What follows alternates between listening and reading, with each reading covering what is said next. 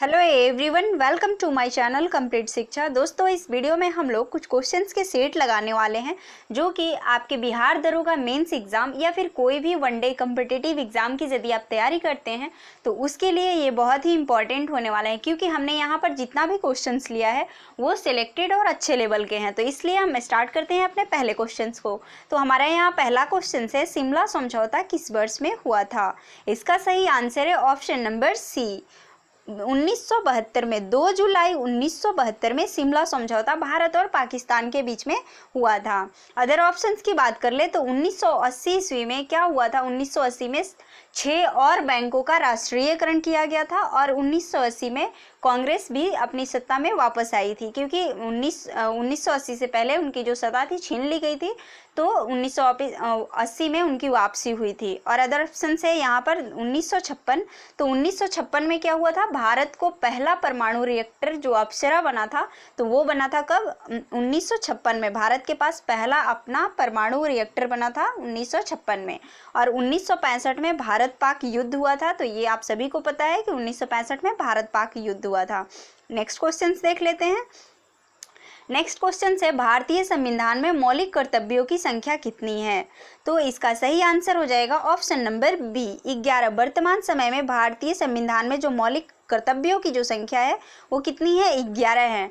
देखिए, ये क्या हुआ था 1976 में ही, जब 42वां संविधान संशोधन हुआ था 1976 में, तो उसके द्वारा मौलिक कर्तव्यों को जोड़ा गया था। लेकिन उस समय कितने थे? तो सिर्फ 10 थे। जबकि जब 86वां संशोधन किया गया वो 2002 में हुआ था। 86वां संशोधन 86 जो संशोधन हुआ था वो कब हुआ था? 2002 में। तो उसके द्वारा 11 मौलिक कर्तव्य हो गए। लेकिन इससे पहले जब 42वां संविधान संशोधन के तहत कर्तव्य को लाया गया था, मौलिक कर्तव्य को, तो उस समय संविधान में सिर्फ 10 मौलिक कर्तव्य ही थे।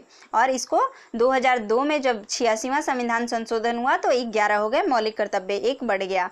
नेक्स्ट क्वेश्चन की बात कर ले तो नेक्स्ट क्वेश्चन है, स्वराज आंदोलन किसके द्वारा शुरू किया गया था? देखिए, होम रूल जो मूवमेंट हुआ था वो किसके द्वारा शुरू किया गया था?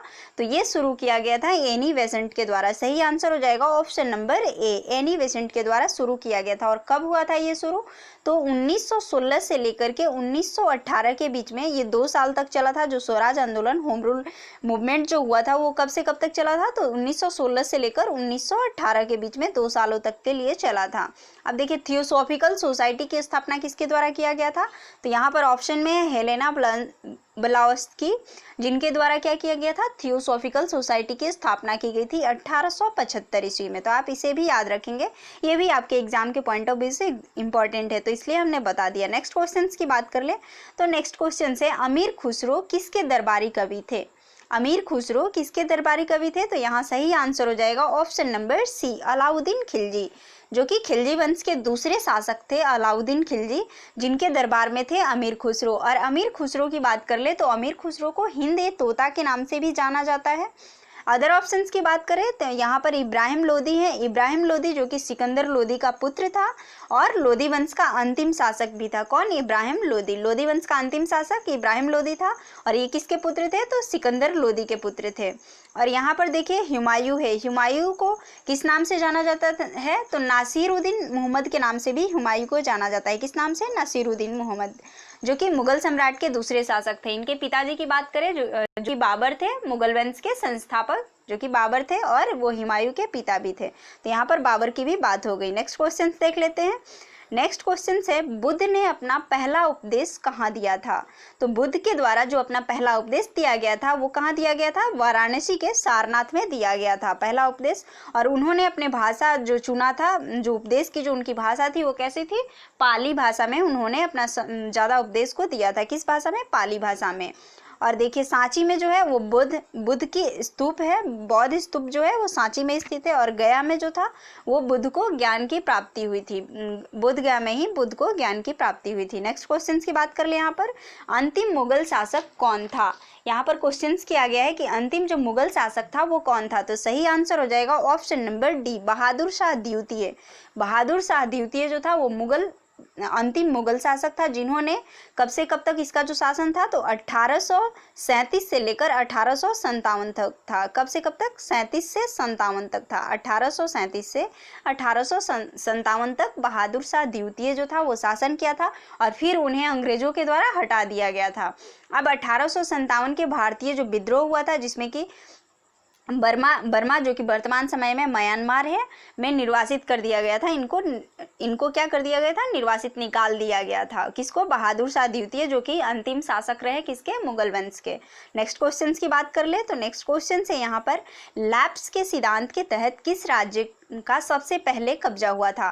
देखिए क्वेश्चन है कि लैप्स का जो सिद्धांत था उसके तहत किस राज्य पर सबसे पहले कब्जा हुआ था?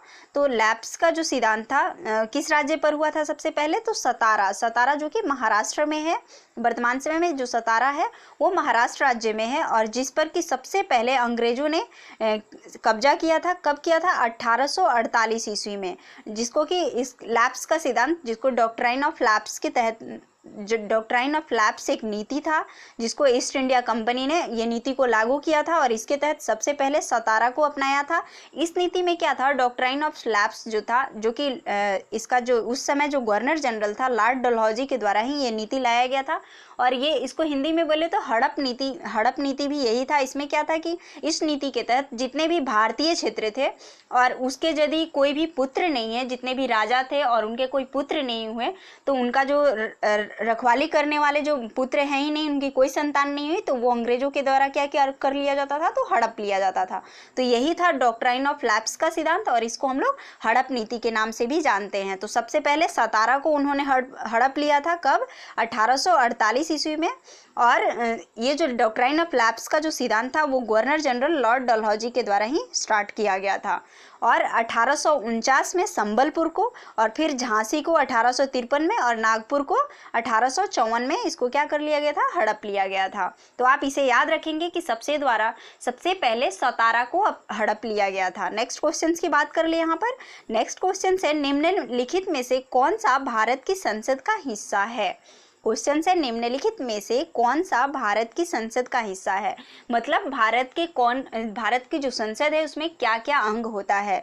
तो यहाँ सही आंसर हो जाएगा ऑप्शन नंबर सी, राष्ट्रपति, लोकसभा और राज्यसभा। ये तीनों जो है भारत के संसद के हिस्सा होते हैं। कौन कौन? राष्ट्रपति, लोकसभा और राज्यसभा। भारत की संसद जो कि भारत के सर्वोच्च विधायी संस्था होता है। क्या होता है? भारत का सर्वोच्च विधायी जो संस्था है वो कौन है? तो भारत का संसद होता है। और राज्यसभा की अध्यक्षता की बात कर ले तो राज्यसभा की अध्यक्षता कौन करते हैं? तो भारत के उपराष्ट्रपति करते हैं। नेक्स्ट क्वेश्चन की बात कर ले यहाँ पर। संसद किस तरीके से संविधान में संशोधन कर सकती है? हमने पहले ही क्वेश्चंस में पढ़ा है कि 42वां संविधान संशोधन के तहत मौलिक कर्तव्य को जोड़ा गया। तो देखिए संशोधन जब करना होता है तो क्या किन किन बातों को ध्यान में रखना होता है, किन किन बातों के तहत संविधान में संशोधन किया जा सकता है? तो यहाँ सही आंसर हो जाएगा ऑप्शन नंबर डी, इन सभी से। मतलब साधारण बहुमत है और सभी राज्यों की आधी सहमति से विशेष बहुमत से। मतलब सभी राज्यों की सहमति होनी चाहिए। तो यदि सभी राज्यों की आधी सहमति भी मिलती है तो इन सब तीनों चीज़ों को ध्यान में रखते हुए यदि ये तीनों चीज़ प्राप्त होता है तो संविधान में संशोधन होना तय हो जाता है। अब देखिए इसमें क्या होता है कि अनुच्छेद 368 के अनुसार बताया गया है कि एक संवैधानिक संशोधन विधेयक जो है वो सभी राज्यों की आधी सहमति से विशेष बहुमत से पारित किया जा सकता है। ये जो है सभी राज्यों की आधी सहमति ये किस अनुच्छेद में वर्णित किया गया है? तो अनुच्छेद 368 में वर्णित किया गया है। नेक्स्ट क्वेश्चन से यहाँ पर ईस्ट इंडिया कंपनी सबसे पहले किस स्थान पर आई थी? देखिए हमने आपको पीछे क्वेश्चंस में बताया कि सबसे पहले हड़प नीति के द्वारा सबसे पहले किस राज्य को हड़प लिया था? तो वो सतारा था। सतारा जो कि महाराष्ट्र में स्थित है। और यहाँ क्वेश्चन है ईस्ट इंडिया कंपनी सबसे पहले किस स्थान पर आई थी? तो सबसे पहले सूरत में आया था ईस्ट इंडिया कंपनी। सूरत में कब आया था? तो 1608 ईस्वी में। कब? 1608 ईस्वी में इन्होंने सबसे पहले सूरत में अपना कदम रखा था और उस समय इन्होंने सूरत में अपना कंपनी बैठाया था। तो और दक्षिण भारत में बात कर ले तो 1611 ईस्वी में दक्षिण भारत के मसूलीपट्टम जगह पर इन्होंने अपना पहला कंपनी जो कारखाना स्थापित किया था। मसूलीपट्टम कब किया था? तो 1611 ईस्वी में ये दक्षिण भारत में किया था। और पूर्वी भारत में ईस्ट इंडिया कंपनी था जो सबसे पहले अपना कारखाना कहाँ पर स्थापित किया था? हरिपुर और बालासोर में। कब? 1633 ईस्वी में। और ऐसे ऐसे करते करते ये पूरे देश में फैल गए और फिर इन्होंने अपना शासन जमा लिया हमारे देश में। तो ईस्ट इंडिया कंपनी सबसे पहले किस स्थान पर आया था? 1608 ईस्वी में सूरत में आया था। नेक्स्ट क्वेश्चन से, जीवनी अखाड़ा किस पर आधारित है? जीवनी जो है, जिसका नाम क्या है? अखाड़ा। जीवनी अखाड़ा ये किस पर आधारित है? तो यहाँ पर आपको दिख रहे होंगे, तो सही आंसर हो जाएगा महावीर फोगाट। महावीर फोगाट के जीवन पर ये लिखा गया है जीवनी अखाड़ा। और किसके द्वारा लिखा गया है? तो इसके जो लेखक है वो सौरभ दुग्गल हैं। और इस पुस्तक को कब प्रकाशित किया गया? तो 2016 में ही लिखा गया है। किसको? जीवनी अखाड़ा को। और किसके जीवन पर लिखा गया है? तो महावीर फोगाट के जीवन पर ये पुस्तक लिखा गया है, जीवनी अखाड़ा। नेक्स्ट क्वेश्चन से, अर्थ आवर का आयोजन किसके द्वारा किया जाता है? अर्थ आवर जो क्या होता है ये मैं आपको पीछे बताऊंगी। तो इसका आयोजन किसके द्वारा किया जाता है? तो world wide fund for nature के द्वारा ये आयोजित किया जाता है, वो अर्थ आवर। अर्थ आवर क्या होता है? तो अर्थ आवर जो होता है विश्व स्तर पर आयोजित किया जाता है। और ये इसमें क्या होता है कि किसी भी विशेष दिन 1 घंटे के लिए सभी लाइटें बंद कर दी जाती है। तो ये होता है अर्थ आवर। और इसको किसके द्वारा ऑर्गेनाइज किया जाता है? तो वर्ल्ड वाइड WWE के द्वारा, WWE वर्ल्ड वाइड WWF के द्वारा, world wide fund for nature के द्वारा इसको आयोजित किया जाता है। नेक्स्ट क्वेश्चन की बात कर ले यहाँ पर। नेक्स्ट क्वेश्चन से, कौन सा स्ट्रेट या चैनल फ्रांस और ग्रेट ब्रिटेन को अलग करता है? तो यहाँ सही आंसर हो जाएगा option number D. English channel जो है वो फ्रांस और ग्रेट ब्रिटेन को अलग करता है। कौन? English channel. अब यहाँ पर उत्तर चैनल है, तो ये क्या करता है? तो उत्तर चैनल जो है वो आयरलैंड और स्कॉटलैंड को अलग करता है। आयरलैंड को स्कॉटलैंड से अलग करता है। बास चैनल जो है वो किसको अलग करता है? तो ऑस्ट्रेलिया और तस्मानिया को अलग करता है। और बेरिंग चैनल जो है, बेरिंग स्ट्रेट जो है वो किसको अलग करता है? तो रूस और अलास्का को अलग करता है। तो यहाँ आपको याद रखना है कि इंग्लिश चैनल फ्रांस और ग्रेट ब्रिटेन को अलग करता है, बेरिंग चैनल जो है वो रूस और अलास्का को अलग करता है, और उत्तर चैनल जो है वो आयरलैंड और स्कॉटलैंड को अलग करता है, जबकि बास चैनल जो है वो ऑस्ट्रेलिया और तस्मानिया को अलग करता है। तो आप इसको याद रखेंगे। नेक्स्ट क्वेश्चन है, दीनदयाल आदर्श योजना किससे संबंधित है? तो यहाँ आपका सही आंसर हो जाएगा ऑप्शन नंबर सी, डाक टिकट संग्रहण से। दीनदयाल आदर्श योजना जो है वो किससे संबंधित है? डाक टिकट संग्रहण से संबंधित है। इस योजना में डाक टिकट की संग्रहण की पहुंच बढ़ाने के लिए ये योजना की शुरुआत की गई थी। और ये शुरुआत किसके द्वारा किया गया था? तो भारत के संचार मंत्रालय के द्वारा शुरू किया गया था। नेक्स्ट क्वेश्चन है, मुरुगप्पा गोल्ड कप किस खेल से संबंधित है? मुरुगप्पा गोल्ड कप होता है वो किस खेल से संबंधित है? तो इसका सही आंसर हो जाएगा ऑप्शन नंबर बी। ये जो है मुरुगप्पा गोल्ड कप ये हॉकी से संबंधित है। और यहाँ पर अदर ऑप्शंस की बात करें तो देखिए, फुटबॉल से, तो फुटबॉल से जो होता है वो संतोष ट्रॉफी संबंधित होता है। फुटबॉल में संतोष ट्रॉफी दिया जाता है। कबड्डी में आपका फेडरेशन कप दिया जाता है। बैडमिंटन में उबेर कप, तो आप इसे भी याद रख लेंगे। ये कुछ जो कप हैं वो इन सभी खेल से संबंधित है और इम्पॉर्टेंट है एग्जाम के पॉइंट ऑफ व्यू से। तो आपको याद रखना है मुरुगप्पा गोल्ड कप जो होता है वो हॉकी से संबंधित होता है। नेक्स्ट क्वेश्चन है, भारत में बीमा क्षेत्र को कौन नियंत्रित करता है? भारत में जो बीमा क्षेत्र होता है, इंश्योरेंस जो होता है, उसको कौन नियंत्रित करता है? तो ये किया जाता है IRDA के द्वारा। IRDA जो है भारत में बीमा क्षेत्र को नियंत्रित करता है।